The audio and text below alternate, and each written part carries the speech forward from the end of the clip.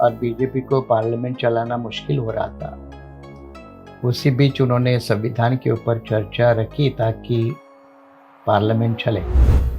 वो तबका इसलिए है कि उस तबके को अभी भी लगता है कि सरकार कुछ करे न करे, लेकिन संविधान हमारी हिफाजत कर सकता है, लोकतंत्र हमारे हिफाजत में है। इस तरह की भावना रखने वाला जो आम वोटर है, इन्होंने पिछले लोकसभा चुनाव का परिणाम बदल दिया। मूलभूत स्वातंत्र्य का मतलब ये नहीं होता कि भाई इस संविधान को नहीं मानूंगा, ये आप कह नहीं सकते, क्योंकि पूरे देश का संचालन संविधान के माध्यम से होता है। जो संविधान का अमल नहीं करते हैं सही ढंग से जो भी संस्थाएं, क्या उनके खिलाफ एक कानून नहीं बनाया जाए कि संविधान का अमल अगर इस तरह से अगर नहीं किया जाता है तो उस बात को लेकर कोई एक कानून बने? ऐसी बात उठाई नहीं जा सकती। ये अच्छा, मुश्किल और सॉल्यूशन की तरफ लेके जाने वाला मुद्दा है, लेकिन जुडिशरी को ये भी ख्याल होना चाहिए, जुडिशरी ऐसे फैसले नहीं दे सकती वो लागू नहीं कर सकती। जैसे डिमोनेटाइजेशन का मुद्दा आप उदाहरण के तौर पे ले लें।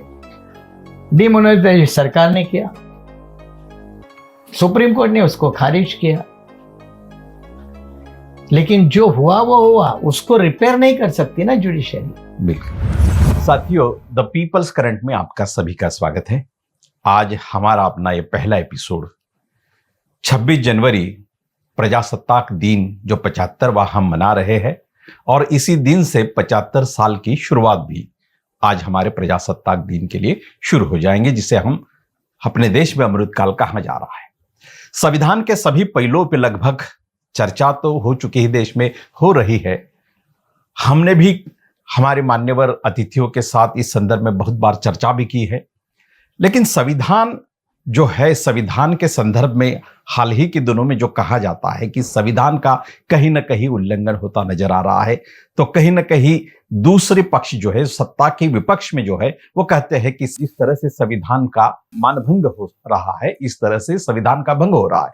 लेकिन क्या यह सही है या विपक्ष का केवल आरोप है, या संविधान के संदर्भ में इन बातों को हम जानना चाहेंगे। हमारे साथ संविधान विशेषज्ञ और भारत के जाने माने विधिज्ञ एडवोकेट डॉक्टर सुरेश माने सर जी है। सर, आपका द पीपल्स करंट में सबसे पहले स्वागत। शुक्रिया सर, ऐसा कहा जाता है कि संविधान अभी हाल ही के दिनों में सत्ता पक्ष जो है, सत्ता पक्ष कहीं ना कहीं संविधान को तोड़ मरोड़ रहा है, ऐसा एक इल्जाम या आरोपित किया जाता है।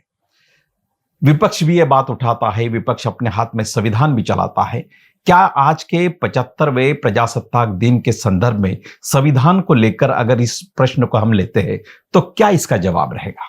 चंद्रकांत जी, पहले पीपल्स करंट ये आपका नया चैनल के माध्यम से प्रजासत्ताक दिन के मौके पर भारत के संविधान की विशेषताएं, खूबियां, कमियां, चलाने वालों की सक्सेस, फेल्यूर, इन तमाम बातों का जिक्र पिछले कई दिनों से मीडिया के माध्यम से तो हो रहा है। इतना ही नहीं तो शीतकालीन संसद सत्र में 2 दिन पार्लियामेंट में बहस हुई थी। हालांकि अदानी के मुद्दे पर पार्लियामेंट चल नहीं रही थी और बीजेपी को पार्लियामेंट चलाना मुश्किल हो रहा था।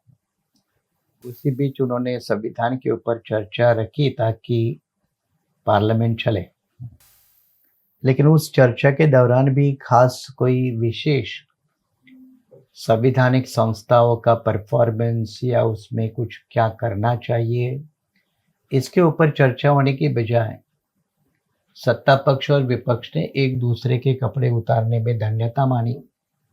परिणाम था वो 2 दिन की पार्लियामेंट के अंदर चर्चा में संविधान के ऊपर अलग पहलुओं के ऊपर जो रोशनी डालनी चाहिए थे, वैसा कुछ खास काम नहीं हुआ। लेकिन आपने जो सवाल उठाया वो ये है कि पिछले लोकसभा चुनाव में संविधान के नाम पे चुनाव नैरेटिव बना, लोकतंत्र बचाओ संविधान बचाओ। ये नैरेटिव ने भारतीय राजनीति के चुनाव प्रक्रिया को प्रभावित किया और 400 पार का नारा लगाने वाली बीजेपी 240 तक सीमित हो गई। बड़ी मुश्किल से चंद्रबाबू नायडू और नीतीश कुमार के सहारे बीजेपी की नैया पार हो गई। तो ये कोई स्पष्ट या एब्सोल्यूट मेजॉरिटी नहीं मिली। इससे एक साबित हुआ कि भारत में संविधान और लोकतंत्र इनको मानने वाला एक बड़ा तबका है। वो तबका इसलिए है कि उस तबके को अभी भी लगता है कि सरकार कुछ करे ना करे, लेकिन संविधान हमारी हिफाजत कर सकता है, लोकतंत्र हमारे हिफाजत में है। इस तरह की भावना रखने वाला जो आम वोटर है, इन्होंने पिछले लोकसभा चुनाव का परिणाम बदल दिया। तो एक्चुअली ये 75 साल में विपक्ष के नेता, ये भी कॉन्स्टिट्यूशनल पोस्ट है। इन सारे तमाम पोस्टों का जायजा लेना जरूरी है, इनका परफॉर्मेंस असेस करना बहुत जरूरी है। फॉर एग्जाम्पल, क्या प्राइम मिनिस्टर अभी तक के जो भी हुए, क्या वो प्रभावी साबित हुए? संवैधानिक सिद्धांतों के आधार पर उन्होंने कारोबार चलाया या उल्टा चलाया? उसी तरह चुनाव आयोग है, ये आपका कंट्रोलर और ऑडिटर जनरल है, क्या ये संवैधानिक पदों पर बैठे हुए लोग, इन्होंने सही अपना संवैधानिक दायित्व निभाया? इसकी चर्चा होना जरूरी है। दुर्भाग्य से हो क्या रहा है, इन बातों की चर्चा किए बगैर संविधानकर्ताओं के जो एजेंडा दिए उसका परफॉर्मेंस असेस करने के बजाय इस 75 साल में सिर्फ चुनावी राजनीति की और संवैधानिक राजनीति की बातें हो रही है। संवैधानिक परफॉर्मेंस की बात, अकाउंटेबिलिटी की बात, और उसको लेकर फिर कैसे लोग संविधान पदों पर होने चाहिए, नहीं होने चाहिए, इस तरह की बात होने के बजाय सिर्फ राजनीतिक बातों को तवज्जो मिलती है।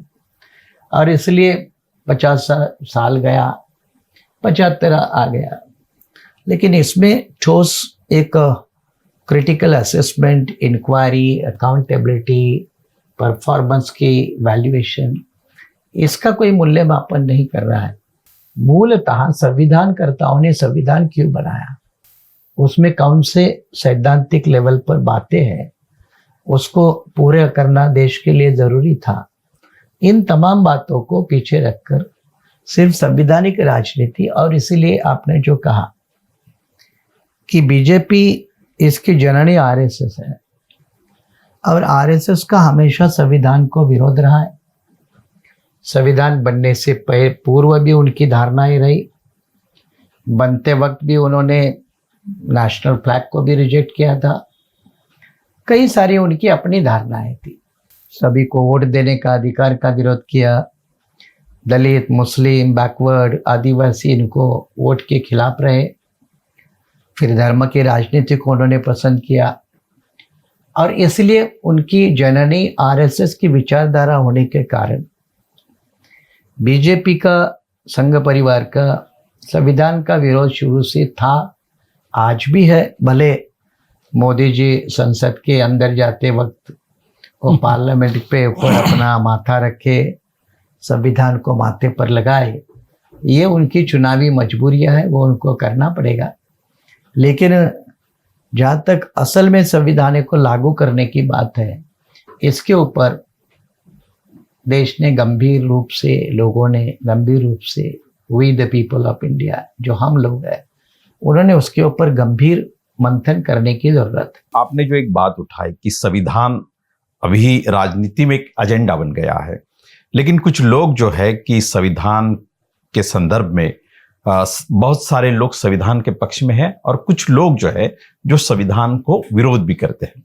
लेकिन क्या देश में जब स्वतंत्रता मिली, संविधान बना, हमारा लोकतंत्र हुआ, तो इसमें सभी नागरिकों का, नागरिक ये जो डेफिनेशन बनती है या ये जो संकल्पना है, इसको लेकर संविधान के खिलाफ रहना या वैसा मत बनाना, क्या ये इसकी अनुमति हमारा लोकतंत्र संविधान के आधार पर देता है? हर एक देश के नागरिक को अपना संविधान, अपना नेशनल सॉन्ग, अपने नेशनल सिंबल, अपने नेशनल लेवल के जो भी कुछ है, उनका आदर करना उसको यथा योग्य रिस्पेक्ट करना, ये हर नागरिक की जिम्मेदारी है, चाहे देश इंडिया हो चाहे और कोई हो। अपने में संविधान में यही तो है कि देश का ट्राई कलर हो, कॉन्स्टिट्यूशन हो, नेशनल सॉन्ग हो, एंथम हो, उसका रिस्पेक्ट करना ये हर एक नागरिक का कर्तव्य है। लेकिन कानून की भाषा में गुनाह नहीं है, कानून की भाषा में गुनाह नहीं है। गुनाह क्यों नहीं है? क्योंकि इन तमाम बातों को नागरिकों के विवेक पर छोड़ के रखा है। विवेक पर क्यों छोड़ा है? क्योंकि संविधान भी हर नागरिक को हर एक विचार एक्सेप्ट या रिजेक्ट करने की आज़ादी देता है। तो इसलिए ये भी मूलभूत स्वातंत्र्य है। लेकिन मूलभूत स्वातंत्र्य का मतलब ये नहीं होता कि भाई इस संविधान को नहीं मानूंगा, ये आप कह नहीं सकते, क्योंकि पूरे देश का संचालन संविधान के माध्यम से होता है। संविधान को छोड़कर दूसरा कोई तो डॉक्यूमेंट नहीं है। इसलिए देश का कोई भी नागरिक ये कह नहीं सकता कि मैं इस संविधान को नहीं मानता। हाँ, आप ये कह सकते कि इस संविधान की मैं पूजा नहीं करूंगा। जैसे अदालतों में हर कोई वो गीता की शपथ लेकर ही बात रखता है, ऐसा नहीं है ना। या पार्लियामेंट में कोई ईश्वर को लेकर लेता है, कोई संविधान को लेकर लेता है, कोई और किसी का नाम लेकर भी शपथ लेता है। तो ये जितने परमिटेड एरिया है उस एरिया के मुताबिक परमिशन होता है। लेकिन जहां तक संविधान का आदर करना एक अलग बात है और संविधान का अमल करना ये दूसरी बात है। आदर करने में आप ऑप्शन है आपके लिए, लेकिन अमल करने में आपको ऑप्शन नहीं है। और अगर आप संवैधानिक पदों पर विराजमान हैं तो आपको तो ये बंधन कारक है, मैंडेटरी है संविधान को लागू करना, क्योंकि वो आपके संवैधानिक पदों का दायित्व है, जिम्मेदारी है। और जिम्मेदारी निभाना ये आपकी ड्यूटी का हिस्सा है। चाहे प्रधानमंत्री हो, चाहे एमपीएससी यूपीएससी का चेयरमैन हो, चाहे इलेक्शन कमीशन ऑफ इंडिया हो या हाई कोर्ट सुप्रीम कोर्ट के जजेस हो, उनका वो दायित्व बनता है। इस देश में स्वतंत्रता के बाद और संविधान आने के बाद जो भी संवैधानिक पद रहे, चाहे वो पीएम का हो, इलेक्शन कमीशन का हो या जो भी हो, लेकिन हाल ही के दिनों में कुछ सालों से हम देख रहे हैं कि सुप्रीम कोर्ट को अगर हम देखिए तो उनके फैसलों के लेकर कई विवाद है। इलेक्शन कमीशन के निर्णयों को देखकर या जिस तरह से उन्होंने अपनी कार्यप्रणाली चालू की है या वो प्रारंभ शुरू है, तो उसको लेकर भी लोगों में काफी विवाद है। आपने एक बात कही कि संविधान को लेकर बीजेपी सिमट गई, जो बहुमत तक नहीं पहुंची।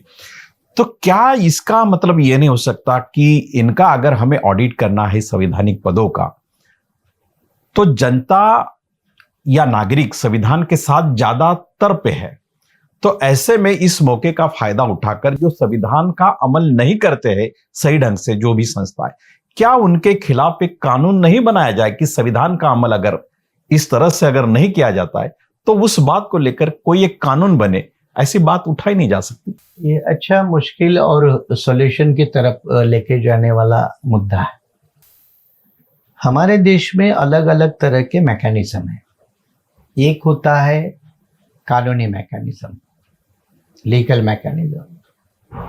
दूसरा होता है जो कानूनी चीज़ों में तो है नहीं, लेकिन आपके नीतिमत्ता के आधार पर, मोरालिटी के आधार पर आपको उसको पूरा करना होता है। तीसरा मैकेनिज्म होता है एडमिनिस्ट्रेटिव लेवल का, प्रशासकीय तौर पर। अगर आप उसमें किसी यंत्रणा में हो तो आपकी ड्यूटी, रिस्पॉन्सिबिलिटी सब तय होता है। आपने जो बात कही कि 75 साल का जब हम हिसाब किताब देखते हैं तो कुछ काम हुए, कुछ काम नहीं हुए। तो जो काम नहीं हुए उसको लेकर हम कोई ऐसा कानून ला सकते हैं क्या, ऐसा कोई प्रबंधन कर सकते हैं क्या, ताकि संविधान के साथ खिलवाड़ ना हो, डिसरिस्पेक्ट ना हो। आपने उदाहरण के तौर पे जजों की बात कही कि जजों के फैसले संविधान के मुताबिक नजर नहीं आते, तो हमें कुछ मर्यादा को भी ध्यान रखना होगा। और ये मर्यादाएं सिर्फ अपने देश में है ऐसा नहीं है, दुनिया के सभी देशों में संविधान है। संविधान के बिना कोई देश नहीं है, लेकिन सभी देशों में संविधान कानून की भी अपनी मर्यादा होती है। जैसे आप ध्यान में रखें तो हाल ही में अमेरिका के प्रेसिडेंट के चुनाव हुए, ट्रम्प जीते, पिछली बार ट्रम्प हारे। और जब वो ट्रम्प हारे तो अमेरिका में ट्रांसफर ऑफ पावर करने के लिए ट्रम्प के लोगों ने विरोध किया था, कैपिटल वॉशिंगटन में हमला किया था। अब उसमें 2100 लोगों को गिरफ्तार किया था, उनके ऊपर चार्जेस लगाए थे क्योंकि उन्होंने पीसफुली ट्रांसफर ऑफ पावर नहीं होने में बाधाएं खड़ी की थी, जो बाइडेन को ट्रांसफर करना था। अब जो बाइडेन राष्ट्रपति बने, उन्होंने उनके ऊपर केसेस लगाए, और अब जब ट्रम्प दोबारा अध्यक्ष बने तो कल ही उन्होंने उन सभी के ऊपर से केसेस हटाए। तो ये लीगल मैकेनिज्म की एक मर्यादा होती है। अपने भी देश में इस तरह की मर्यादाएं हैं। एक तो जैसे आपने जिक्र किया कि कई न्यायमूर्ति जजेस संविधान के मुताबिक निर्णय नहीं करते, बात सही है। उसका जीता जागता उदाहरण हाल ही में जो पूर्व chief justice doctor DY Chandrachud, उन्होंने अयोध्या मामले को लेकर जो टिप्पणी की रिटायर होने के बाद कि अयोध्या मामला सालों से चल रहा था, हमारे सामने 6 महीने से बहस चल रही थी, समझ में नहीं आ रहा था, तो रात को सोते वक्त मैंने भगवान को रिक्वेस्ट किया और भगवान ने मुझे सलाह दी, उसके आधार पर मैंने अयोध्या का फैसला दिया। अब ये है मानव की मर्यादा, चाहे मानव इलेक्शन कमीशन के पद पर बैठा हो या चीफ जस्टिस के पद पर बैठा हो। यानी वो मानव की मर्यादा है, उसके संस्कारों की, दोनों। मानव बनता किससे है? मानव विचार, आचार, व्यवहार और संस्कार, इन सभी चीजों से बनता है ना। तो उनकी प्रवृत्ति वहां सरेंडर होती है, और तब वो कानून संविधान बाजू में रखे गैर संवैधानिक और गैर कानूनी चीजों का सहारा लेते हैं। जैसे कुंभ मेला चल रहा है, अब कुंभ मेला में कितनी साइंटिफिक सोच है, जो भारत का संविधान हर नागरिक को ये भी कहता है, आदेश देता है कि आपके पास स्पिरिट ऑफ इंक्वायरी होनी चाहिए, हर चीज की छानबीन करने की तैयारी होनी चाहिए।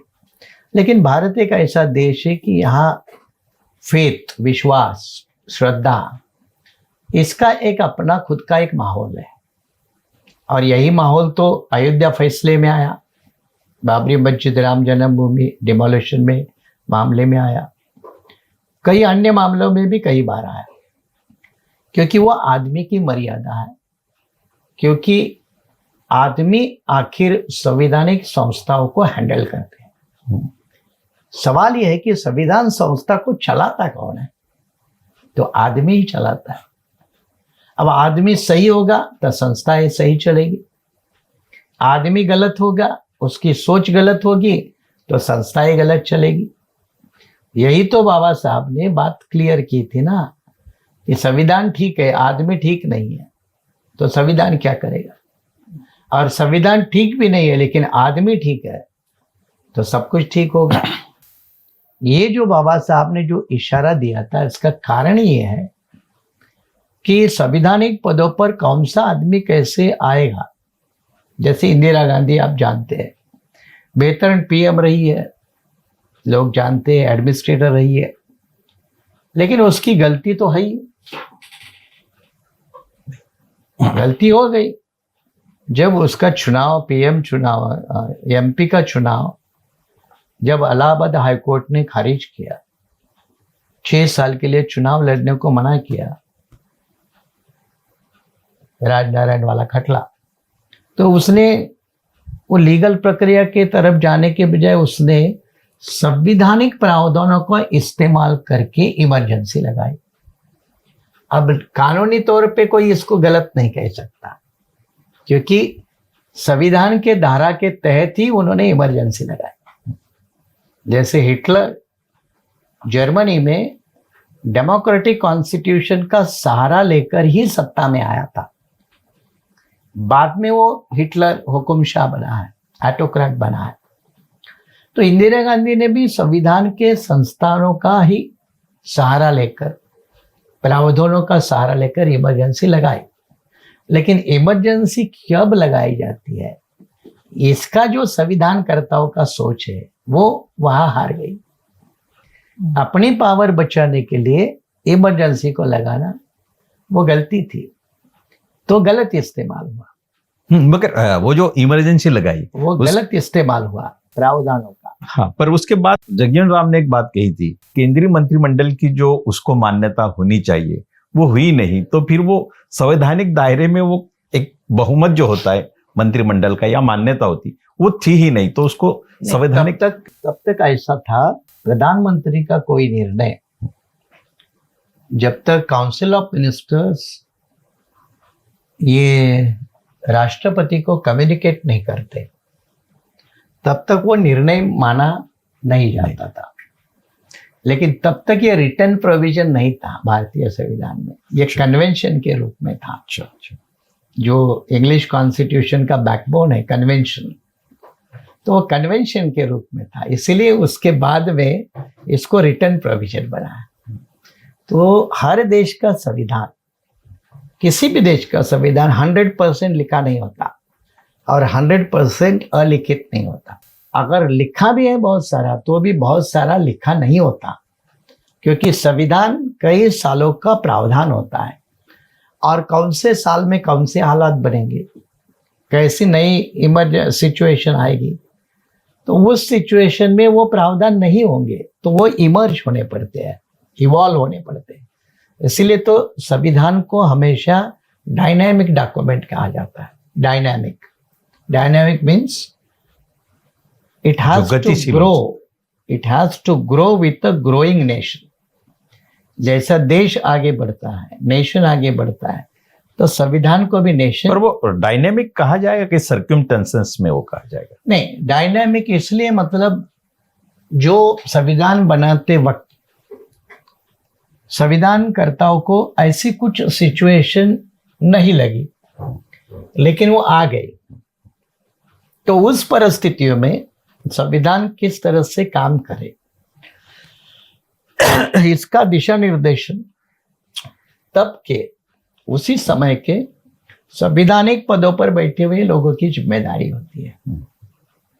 जैसे मैं आपको उदाहरण के तौर पे बताता हूं, अमेरिका में 1804 में पहली बार अमेरिकन राष्ट्रपति का निर्णय सुप्रीम कोर्ट के जजों ने रद्द किया था।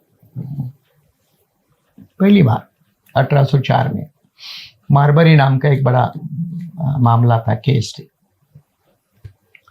जजों के अपॉइंटमेंट के बारे में। लेकिन जुडिशरी को यह भी ख्याल होना चाहिए, जुडिशरी ऐसे फैसले नहीं दे सकती वो लागू नहीं कर सकती। जैसे डिमोनेटाइजेशन का मुद्दा आप उदाहरण के तौर पे ले ले, डिमोनेटाइजेशन सरकार ने किया, सुप्रीम कोर्ट ने उसको खारिज किया, लेकिन जो हुआ वो हुआ, उसको रिपेयर नहीं कर सकती ना जुडिशरी। बिल्कुल, उसके बीच में जो हुआ वो रिपेयर नहीं कर सकती। इलेक्ट्रल बॉन्ड सुप्रीम कोर्ट ने बाद में खारिज किए क्योंकि वो गलत थे, लेकिन जो जब तक चले उसको वो रिवर्स नहीं कर सकती। तो ये भी जुडिशरी की भी अपनी एक मर्यादा होती है हर देश में। तो इसीलिए ये जो डायनामिज्म जो है कि किसी भी संवैधानिक ढांचे के अंदर एक व्यवस्था होती है। व्यवस्था क्या है? एक कार्यपालिका है, एक न्यायपालिका है, एक पब्लिक ओपिनियन है। तो ये सारे पिलर होते हैं। और ये पिलरों को अपने अपने दायरे में रहकर बिना एक दूसरे के दायरे में इनक्रोच किए बगैर संवैधानिक जिम्मेदारियों को निर्वहन करना पड़ता है। जब ये बैलेंस ढल जाता है तो क्राइसिस पैदा होता है। अब ये क्राइसिस विदेशी देशों में शुरू हुए पहले, तो इसलिए बाबा साहब ने खास करके इस मामले को ध्यान में रखकर उस तरह की परिस्थिति भारत में आए तो उन्होंने संवैधानिक व्यवस्था दी है कि अगर पार्लियामेंट गलत करेगी तो जुडिशरी उसको ठीक करेगी, और अगर जुडिशरी गलत काम करेगी तो उसको पार्लियामेंट ठीक करेगी, क्योंकि ये दोनों कॉन्स्टिट्यूशन के ऑर्गन है, गवर्नमेंट के ऑर्गन है, और इनको चलाने वाला कौन है तो कॉन्स्टिट्यूशन है, संविधान है। इसलिए संविधान को सर्वोच्च मान्यता होती है। लेकिन आज 75वां प्रजासत्ताक दिन जो है, इसके माहौल में अगर हम देखें तो चेक एंड बैलेंस, ये जो संविधान कहता है हमारे लोकतंत्र के लिए, और वो सुदृढ़ता भी है लोकतंत्र के लिए, लेकिन कहीं ना कहीं ये चेक एंड बैलेंस आज उतना प्रभावी दिखाई दे रहा है या उतना ही मजबूत है जो पहले था, या कहीं कमजोर पड़ गया है? भारत के आजादी को 77 साल हो गए, संविधान के इम्प्लीमेंटेशन को 75 हुए हैं, ये 76 है रिपब्लिक डे अभी आने वाला। बिल्कुल। अब भारत जैसे इतने महाकाय देश में जहाँ अलग अलग रीतियां रिवाज लोग कल्चर ये है, ऐसे बड़े देश में 75 साल कोई बड़ा पीरियड नहीं है। इस बात को हमने ध्यान में रखना चाहिए, क्योंकि इस मुद्दे को समझने के लिए मैं ये कहूँगा कि एक तरफ आपकी सदियों से चली आई हुई लिविंग स्टाइल है, कल्चर है, टाबूज है, कस्टम है, और एक तरफ 75 साल की संवैधानिक धारणा है। तो सदियों का बोझ 75 साल में उठाकर फेंक नहीं दिया जा सकता। ये भी बात को हमने मतलब we have to be realistic. तो ये बात ध्यान में रखकर जब इन बातों को देखते हैं तो ये जो system of checks and balances है, तो जब ये प्रोविजन ला रहा था तभी नेहरू ने संविधान सभा के अंदर ही कहा था कि पार्लियामेंट सुप्रीम होगी, और पार्लियामेंट के 2 सदन है, लोकसभा और राज्यसभा, और सुप्रीम कोर्ट तीसरा सदन नहीं बन सकता। ये उनका एक संविधान सभा के अंदर वाला भाषण है। मतलब नेहरू भी नहीं चाहते थे कि पार्लियामेंट को छोड़कर सुप्रीम कोर्ट को वो पावर मिले। परिणाम क्या हुआ देखो, 1951 में जब ये लैंड एबॉलिशन लॉ लाए थे, जमींदारी का निर्मूलन, तो सुप्रीम कोर्ट ने कई ऐसे कानूनों को रिजेक्ट किया। हालांकि वो कोर्ट की गलती थी, क्योंकि संविधान का ये आदेश था पार्ट 4 में directive principles of state policy में कि इस तरह की व्यवस्था लाए। लेकिन तब आर्टिकल 31 भी संविधान में था जो राइट टू प्रॉपर्टी देता था। इसलिए वो दोनों का जो बैलेंस बनाने का जो आर्ट था वो उस वक्त के जजेस के पास नहीं होने के कारण उन्होंने फंडामेंटल राइट को ज़्यादा तवज्जो दी और सोशल लेजिस्लेशन को कम आंका। इसका परिणाम क्या हुआ, बैंक नेशनलाइजेशन तक ऐसे जो कदम उठाए गए, बैंक नेशनलाइजेशन, इसको भी कोर्ट ने कैंसिल किया था। फिर संविधान संशोधन लाना पड़ा। आरसी कूपर केस में ये जो बैंकिंग नेशनलाइजेशन था, या जो राजा महाराजा के जो तनखे बर्खास्त किए थे, उसको लेकर ये माधवराव सिंधिया वो कोर्ट में उस वक्त गए थे। तो वो भी कोर्ट ने ये प्राइवेट पर्सेस बिल जो एबॉलिश हुआ था राजा महाराजों का, उसको नीति को रद्द किया था हाईकोर्ट सुप्रीम कोर्ट ने। तो ये दोनों के बीच में चला भी। बाद में तो इतना आगे बढ़ा कि संविधान बदलने का अधिकार पार्लियामेंट को है कि सुप्रीम कोर्ट का है, ये भी एक मुद्दा बना। क्योंकि जैसे इंदिरा गांधी पावरफुल बनके पावर में आई, खास करके 71 के बाद, तो संविधान में काफी छेड़छाड़ हो रही थी। जजेस कैसे हो, कमिटेड हो, इंडिपेंडेंट नहीं होने चाहिए। तो कांग्रेस के दिशा में संविधान को मोड़ने की कोशिश हुई थी। तो कई जजेस इंडिपेंडेंटली खड़े हुए, उन्होंने मर्यादा लगाई इंदिरा गांधी के कई संविधान संशोधन को रद्द कर दिया, पावर को कम कर दिया। इतना ही नहीं तो फिर 1971 में नागरिकों के मूलभूत अधिकार को सरकार ले नहीं सकती, इस तरह का एक फैसला आया। और फिर 73 में सुप्रीम कोर्ट ने क्लियर किया कि केंद्र सरकार, पार्लियामेंट संविधान का जो प्रोविजन चाहे वो बदल सकती है, लेकिन संविधान का जो बेसिक ढांचा है उसको हाथ नहीं लगा सकती। और ये ढांचा क्या है, वो कहने का अधिकार जुडिशरी के पास होगा। मतलब एक तरफ से जुडिशरी ने, क्योंकि जुडिशरी का यह दायित्व है संविधान का इंटरप्रिटेशन देना, विवेचन करना और उसके आधार पर कानूनी फैसले देना, ये जिम्मेदारी पार्लियामेंट की है ही नहीं, ये जिम्मेदारी है सुप्रीम कोर्ट की, हाई कोर्ट्स की।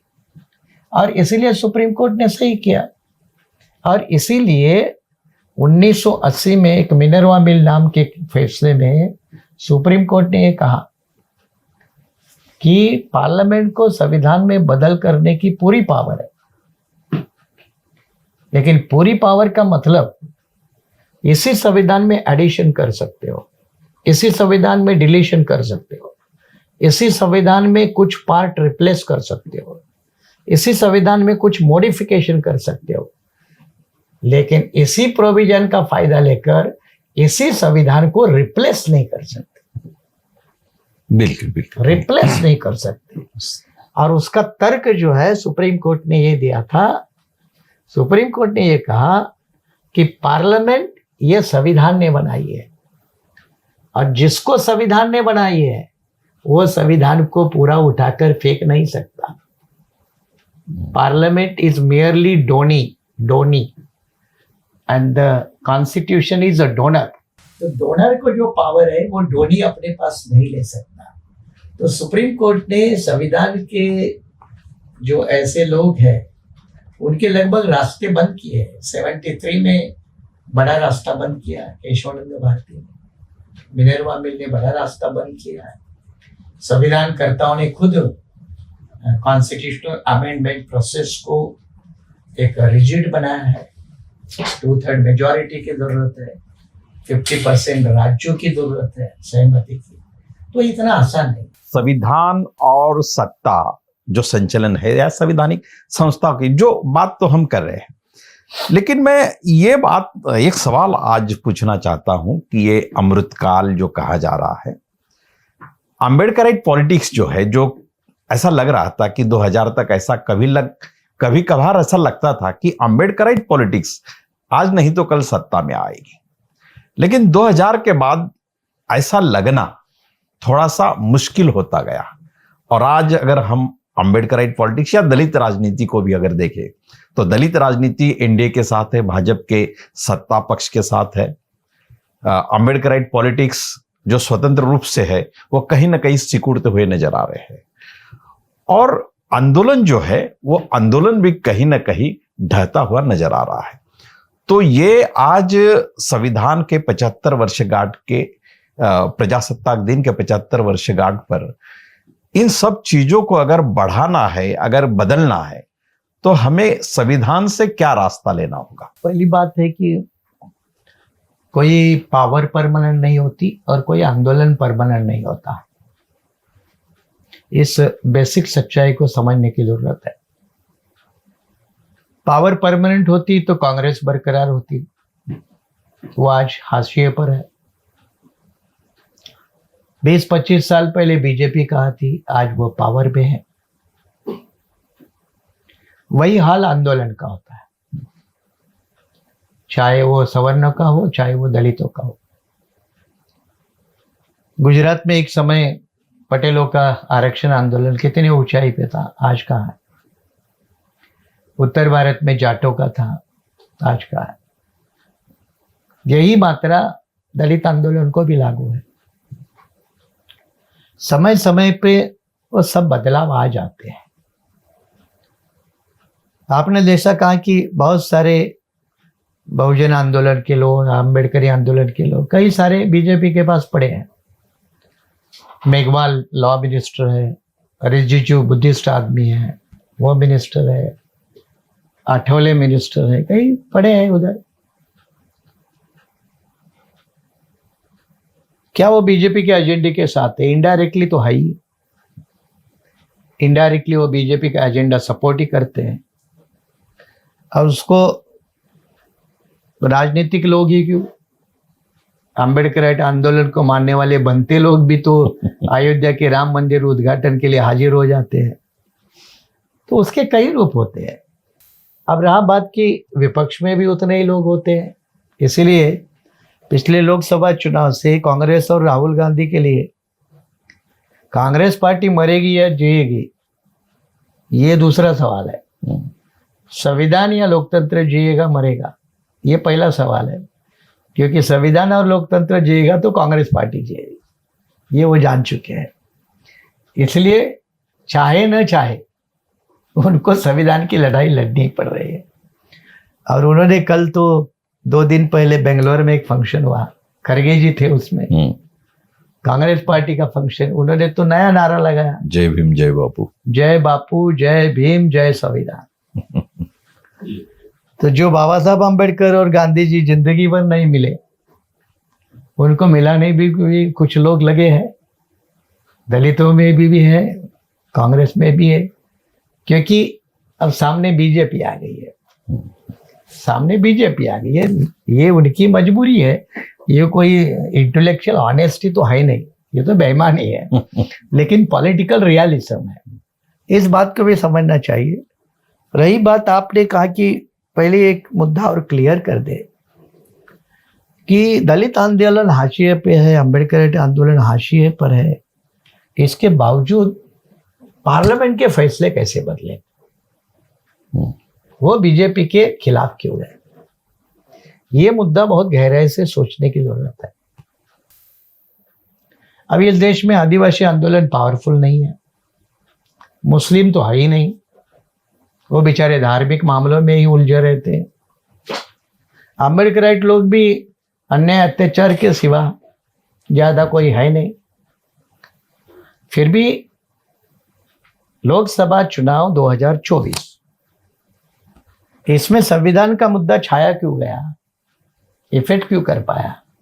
तो इसका कारण मैंने शुरू में ही उसको टच किया था कि भले अम्बेडकराइट आंदोलन आपको कमजोर दिखता हो, लेकिन अम्बेडकराइट एक आइडियोलॉजी, एक फोर्स है, वो फोर्स काम करता है। भारतीय संविधान का अम्बेडकराइट आइडियोलॉजी के साथ एक गहरा रिश्ता है, कनेक्टिविटी है। चाहे वो इमोशनल लेवल पे बाबा साहब संविधान के निर्माता है, इस कारण भी हो सकता है, होना भी चाहिए, क्योंकि आम आदमी के लिए वो बड़ी बात है। तो वो कनेक्टिविटी है। इसलिए नेता फेल हो चुके चलेगा, संगठन फेल हो चुके चलेगा, राजनीतिक पार्टियां बिक चुके फिर भी चलेगा, पर एजेंडे नहीं जा। लेकिन एजेंडा जो है संवैधानिक हिफाजत का, वो आम आदमी एक प्रेशर के रूप में, अम्बेडकराइट मूवमेंट एक प्रेशर के रूप में काम करती है। और यही प्रेशर नहीं होता तो मोदी भी संविधान के सामने थोड़े झुकते। आज जो, हालांकि शीतकालीन अधिवेशन में जो अमित शाह ने जो गलती की, अंबेडकर के नाम को थोड़ा टोक कर, वो उनको भारी पड़ी, माफी मांगनी पड़ी, प्रधानमंत्री को खुद बयान देना पड़ा, क्योंकि वो बैकफायर किया। तो आज भी संविधान और अंबेडकर, इनको मानने वाले, स्वीकारने वाले, चलाने वाले नेता, कार्यकर्ता जो भी है, ये भले पावरफुल ना भी हो आंदोलन, फिर भी इनमें एक हिडन पावर है जो मास में अभी भी है, और वो दिन ब दिन कम नहीं हो रही है, वो बढ़ रही है। वो पहले लिमिट समुदायों में थी, अब वो ट्राइबल में परकोलेट हो चुकी है, अब वो मुस्लिमों में परकोलेट हो चुकी है, बैकवर्ड ओबीसी में परकोलेट हो चुकी है। तो इन दैट सेंस, उसी लिहाज से डॉक्टर अंबेडकर का आंदोलन एक संघर्ष के तौर पर आपको कब दिखता होगा, लेकिन एक्सेप्टेबिलिटी के लेवल पर वो बढ़ा है। उदाहरण के तौर पर आज मुसलमानों को भी वक्फ बोर्ड की लड़ाई लड़नी पड़ रही है, प्लेसेस ऑफ वर्शिप एक्ट 1991 को लड़ाई लड़नी पड़ रही है अदालतों में। तो किसके सहारे? संविधान के सहारे ना। संविधान के सहारे ही लड़ सकते हैं। और इसीलिए संविधान और अंबेडकर ये जो कनेक्टिविटी है, वो कनेक्टिविटी का दायरा किसी आंदोलन का मोहताज नहीं है। वो बिना आंदोलन में अपने आप में काम करता है। मैं 4 दिन पहले छत्तीसगढ़ में एक दूर दराज के गांव में था। अब छत्तीसगढ़ में कोई अंबेडकर आंदोलन नहीं है, वो जंगल वाला गांव, लेकिन बाबा साहब का बहुत बड़ा स्टैचू, बहुत बड़ा स्टैचू। शायद बाबा साहब जिंदगी में कभी गए भी नहीं होंगे, लेकिन तब वो स्टैचू जब मैंने देखा तो मैंने अपने साथी को कहा कि जिंदगी में बाबा साहब तो यहाँ नहीं पहुंचे होंगे, लेकिन मरने के बाद जरूर पहुंचे। तो ये जो हिडन पावर है वो एक बड़े लेवल पे काम करती है, और इसी का प्रेशर ग्रुप पे कन्वर्शन है। और ये प्रेशर ग्रुप सरकारों के ऊपर हावी होता है, चाहे वो बीजेपी हो चाहे वो कांग्रेस हो। जनता जो है, लोग जो है, जो खासतौर पे अम्बेडकराइट है, उनका जो एजेंडा है कहीं ना कहीं इस सत्ता व्यवस्था पर अपनी मजबूती बनाए रखे है। लेकिन एक हाल ही के दिनों में राहुल गांधी ने एक बात बहुत सटीक तौर पे ध्यान में ला दी सबके, हालांकि उस पर चर्चा तो अम्बेडकराइट आंदोलन में बहुत सालों से होती रही, कि आज अगर हम देखें तो परफेक्शन में रिप्रेजेंटेशन है लेकिन पावर नहीं है। तो ये जो हालात है, आने वाले दिनों में एक संविधान को लेकर अम्बेडकराइट आंदोलन या अम्बेडकराइट मूवमेंट या राजनीति इसको आगे कैसा बढ़ा ले? देखो, संविधान ने भागीदारी के लिए आरक्षण व्यवस्था लाई, राजनीतिक आरक्षण दिए, शिक्षा नौकरी मौके दिए, आरक्षण दिए। लेकिन वर्तमान हालत में अब इनका वैल्यूएशन बहुत कम हो गया। लिबरलाइजेशन है, प्राइवेटाइजेशन है, बहुत सारे फैक्टर आ गए, आउटसोर्सिंग, कॉन्ट्रैक्चुअल वर्क, शिक्षा का निजीकरण, कमर्शियलाइजेशन है। तो इसका दायरा कम होगा। राजनीतिक आरक्षण बरकरार है, कोई मांगता नहीं फिर भी चलता है, कोई बोलता भी नहीं इसको खत्म करो, अपने आप चलता है। क्योंकि 131 मेंबर ऑफ पार्लियामेंट रेडीमेड मिल जाते हैं पार्लियामेंट में दूसरे दलों को, 84 शेड्यूल कास्ट के, 47 शेड्यूल ट्राइब के। अब ये 131 असलियत में प्रभाव वाले होते तो ये अपने आप में सरकार बना सकते हैं। लेकिन जो अभी आपने राहुल गांधी को कोट किया, तो ये 1950-51 से लेकर ही तो सिंबॉलिक है। वो अपने अपने राजनीतिक दलों के गुलाम है, पॉलिटिकल स्लेव है, जिसको कांशीराम जी के भाषा में चमचा युग के प्रोडक्ट कहा जाता है। ये गांधी और कांग्रेस के पूना पैट के षड्यंत्र नीति का परिणाम है, और इसलिए वो बरकरार रहता है। अब राहुल गांधी जो मुद्दा उठा रहे कि प्रतिनिधित्व है कहाँ, तो पहले भी कहा था कांग्रेस के जमाने में। राहुल गांधी का अभिनंदन हम कर सकते हैं, क्योंकि प्रतिनिधित्व है कहते हैं, लेकिन पावर नहीं है। कम से कम सच तो कहते हैं। नहीं, वो प्रतिनिधित्व भी नहीं है। बाबा साहब की प्रतिनिधित्व की परिभाषा ये है कि हमें सिर्फ नॉमिनल रिप्रेजेंटेशन नहीं चाहिए, हमें इफेक्टिव रिप्रेजेंटेशन चाहिए। ये बाबा साहब की बात है। राहुल गांधी बाबा साहब तक तो नहीं पहुंच पाएंगे, लेकिन उन्होंने अपनी भाषा में जो भी कहा सही कहा, ठीक कहा। उदाहरण के तौर पे 24 पार्लियामेंट की कमेटियां होती हैं, इसके अलावा 131 सीटों के अलावा कोई ठोस प्रतिनिधित्व नहीं है SC ST का। जुडिशरी में कहाँ है? IAS IPS, foreign ambassadors, diplomat, देश के नीतिकार कहाँ है? वो कोई है ही नहीं। तो इसीलिए तो अभी अम्बेडकराइट आंदोलन का एजेंडा धीरे धीरे बदल रहा है। पहले एजेंडा क्या था? आरक्षण, यह एजेंडा रहता था, आरक्षण कोटा पूरा करो। बाद में धीरे बदल कर ये हो गया निजीकरण में आरक्षण दे दो। फिर अभी वर्तमान समय में वो एजेंडा फिर थोड़ा बदल गया, वो है कि आरक्षण नहीं, अब हिस्सेदारी चाहिए, भागीदारी चाहिए, और सिर्फ नौकरी और शिक्षा में नहीं, देश के संसाधनों में, लैंड से लेकर सभी चीजों तक। तो अंबेडकरी आंदोलन का भी एजेंडा दिन ब दिन बदलता है। उसके लिए आंदोलन होना चाहिए ऐसा नहीं होता, कोई विचारक भी बदलता है, कोई चिंतनशील लोग भी बदलते हैं, क्योंकि एजेंडा जो है डिफाइन बुद्धिजीवी लोग भी कर सकते हैं, ले डाउन कर सकते, चला तो नहीं सकते, एक अलग बात है। अगर आंदोलन चला है तो उसको मजबूती आती है। और अब पिछले 10 साल से इस विषय को लेकर दिल्ली में कई मोर्चे निकले हैं, जंतर मंतर पे धरने हुए हैं, कई राज्यों में हुए हैं। मैंने खुद 2 परिषद दिल्ली में, एक जंतर मंतर और एक अंबेडकर भवन, मैंने खुद दिल्ली में 2003 में की है। तो एजेंडा भी धीरे धीरे बदलता है। और जुडिशरी में पहले रिजर्वेशन था ही नहीं, अब वो जुडिशरी में रिजर्वेशन चाहिए, इसकी बात आ गई।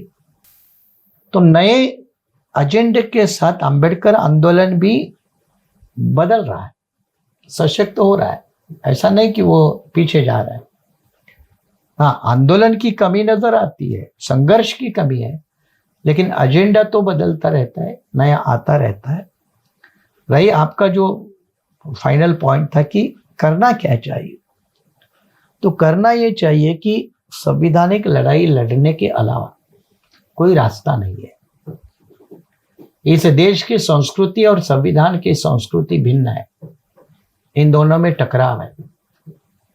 देश के संस्कृति के ठेकेदार संविधान की संस्कृति को तड़ीपार करने की बात सोचेंगे। संविधान के संस्कृति वालों की यह जिम्मेदारी है कि वो घिसी पिटी पुरानी आउटडेटेड अनसाइंटिफिक संस्कृति को तड़ीपार कर दे। ये एक युद्ध है, इसमें पावर जिसके साथ ज्यादा होगी, साधन जिसके साथ ज्यादा होंगे, जो प्रभावी रूप से लड़ेगा, जीतेगा, वो हावी होगा, वो सफल माना जाएगा। जैसे अभी ट्रम्प गए थे, वापस आ गए। अब उन्होंने आते आते अपनी नई परंपरा शुरू की। उन्होंने भी कहा अब ये भी अमेरिका की नई आजादी का पर्व है, जैसे कई बीजेपी वाले कह रहे हैं ये भी आजादी का पर्व है। हाँ? तो कई लोगों को नई ज्ञान प्राप्ति होती रहती है, होगी भविष्य में भी।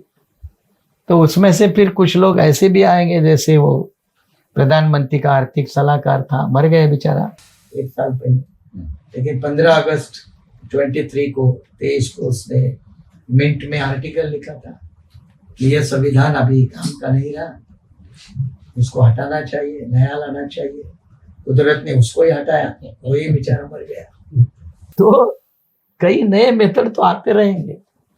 तो अंबेडकरी आंदोलन को भी नई नीति, रणनीति, साधन, लीडरशिप और एजेंडे एजेंडे, फिर इसका पुनर्गठन करके संवैधानिक जंग लड़नी होगी। उसके अलावा कोई रास्ता नहीं। क्या भारतीय संविधान हाशिए पे है? इस विषय के इर्द गिर्द हमने आज बात की। भारतीय संविधान के किसी भी आर्टिकल को लेकर एक तांत्रिक चर्चा में नहीं गए।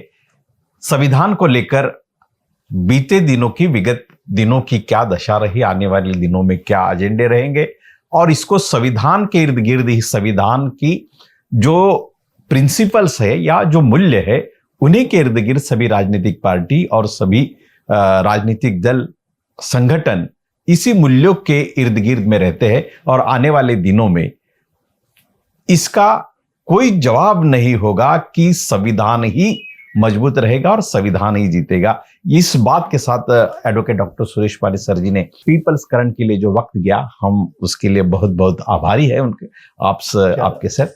और भी आभार। और पीपल करंट, ये आपका जो नया चैनल है, उसको काफी लोग एक्सेप्ट करें, सब्सक्राइब करें, हेल्प करें, और इसी तरह से भारत की संविधान संस्कृति को बढ़ावा देने का काम करें। यही मेरी आपसे अपील है। धन्यवाद सर। प्रजासत्ताक दिन के 75वीं वर्षगांठ पर हम आपकी सेवा में इस चैनल को लेकर हाजिर हुए। पीपल्स आर एवरीथिंग, लोग ही सब कुछ है, इस मोटो के साथ आप संविधान और लोकतंत्र की मजबूती के लिए हमारे वीडियो लाइक करें, शेयर करें और इस चैनल को सब्सक्राइब भी करें।